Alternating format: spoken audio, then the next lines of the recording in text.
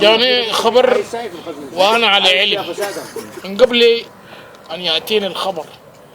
أنا نظرت لكلية التقانة منذ 5 سنوات و6 سنوات، ماشيين في سير متعرج، معهم البنات ونازلين وطالعين مع بعض من غير جدوى. ذول بيقرا في كلية التقانة معناته إنسان ما بعده إنسان. أنت تريد أن تحظى بشهادة جامعية، لكن أنا في النهاية أمخاخ التقانة والذين علموهم كلهم خائبين غير مرجو منهم من خير.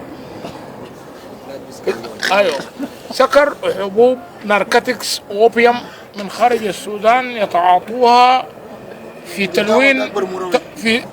تلوين أشعارهم أو شاشهم القبيحة. أنت إذا كان وشك قبيح فمن عند الله، وإن كان جميلا فهو من عند الله. صح.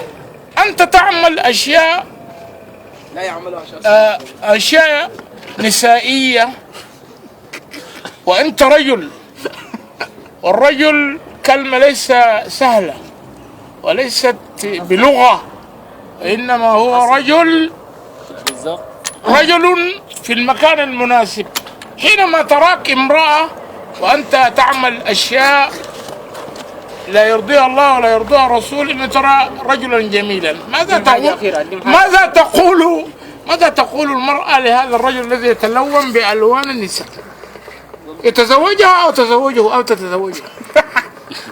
فهذا خيب وهذا عيب.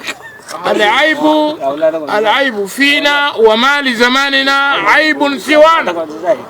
أنت تسوي الشيء بيدك حينما ألفظ معك لفظة واحدة تجرح مشاعرك ومشاعر أهلك وزوجتك وأمك وأبيك.